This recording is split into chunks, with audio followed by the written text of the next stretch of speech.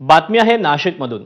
त्र्यंबकेश्वरच्या साधू महंतांनी सरकार विरोधात मोर्चा काढण्याचा इशारा दिल्यानंतर प्रशासनाचे धाबे दणाणलेत। त्र्यंबकेश्वर पाठोपाठ नाशिकच्या साधूंचा रोष उडावू नये यासाठी जिल्हा प्रशासनाची धावपळ सुरू झाली। पाहणी दौरे, साधू महंतांची भेट घेतली जाते। मात्र आता भेटी आणि आश्वासनं खूप झालीत। प्रत्यक्ष कामाला सुरुवात करण्याच्या सूचना देत साधूंनी पुन्हा एकदा नाराजी व्यक्त केली। थोड़ा संतों में नाराजगी तो है, चाहे त्र्यंबक हो चाहे नासिक हो। नहीं, अभी कोई अल्टीमेटम नहीं दिया गया। आगामी कुंभमेळ्याला आता अवघं 1 वर्ष उरलंय, पण नाशिक प्रशासन अजूनही गाढ झोपेत असल्याची तक्रार साधू महंतांनी केली आहे।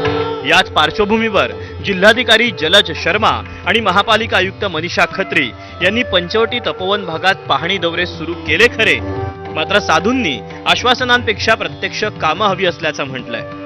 आश्वासन के द्वारा और बकाया कुछ नहीं, फील्ड में कुछ नहीं।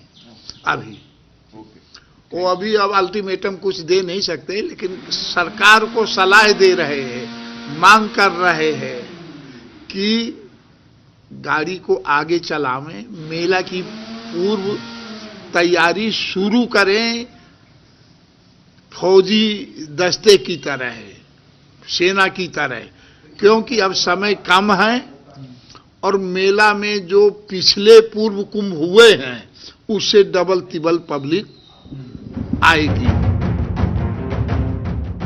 राज्य सरकारनं कुंभमेळा प्राधिकरण स्थापन केलं असलं तरी निधी अभावी कामं ठप्प आहेत। साधूंच्या मागण्या पूर्ण करता करता अधिकाऱ्यांना नाकीनऊ आलेत। अशातच साधू ग्रामसाठी 1000 एकर जमीन कुठून आणायची हा सगळ्यात मोठा प्रश्न प्रशासनासमोर उभा ठाकलाय।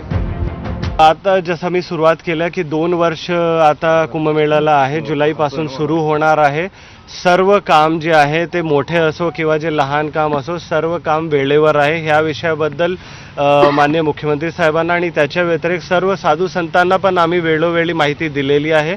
त्यामध्ये काही लोकांच्या असं आहे की फील्डवर काही काम दिसत नाही, तर त्याच्याबद्दल आम्हाला एवढंच सांगायचे की आता पावसाळ्याचे दिवस संपून आमचे पण उद्दिष्ट तसाच आहे की एकदा पावसाळ्याचे हे दिवस संपले की लगेच आमचे काम जमिनीवर फील्डवर सुरू होता लोकांना नक्कीच दिसतील।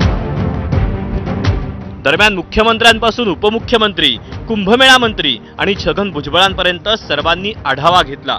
बैठकीत सत्ताधारी नेत्यांमध्ये स्पर्धा रंगली, पण प्रत्यक्ष कामं मात्र शून्य असल्याचं दिसतंय। पावसाचं कारण पुढे करून फक्त वेळ मारून नेण्याचा प्रकार सुरू असल्याची तक्रार साधू महंतांकडून करण्यात येते। कुंभमेळा हा नाशिकच्या परंपरेचा आणि प्रतिष्ठेचा प्रश्न आहे। साधू महंतांच्या अपेक्षा मोठ्या आहेत, तर नागरिकांच्याही नजरा प्रशासनाकडे लागल्या आहेत। पाहणी दौरे महत्त्वाचे असले तरी खरी कसोटी ही प्रत्यक्ष कामांची आहे। त्यामुळे वेळेत आणि दर्जेदार कामं झाली तरच हा कुंभ धार्मिकतेसोबत विकासाचा महाकुंभ ठरणार आहे। कॅमेरामन किरण कटारेसह मुकुल कुलकर्णी, एबीपी माझा, नाशिक। आणि या बातम्यांसोबतच स्पेशल रिपोर्टमध्ये वेळ झाली इथे।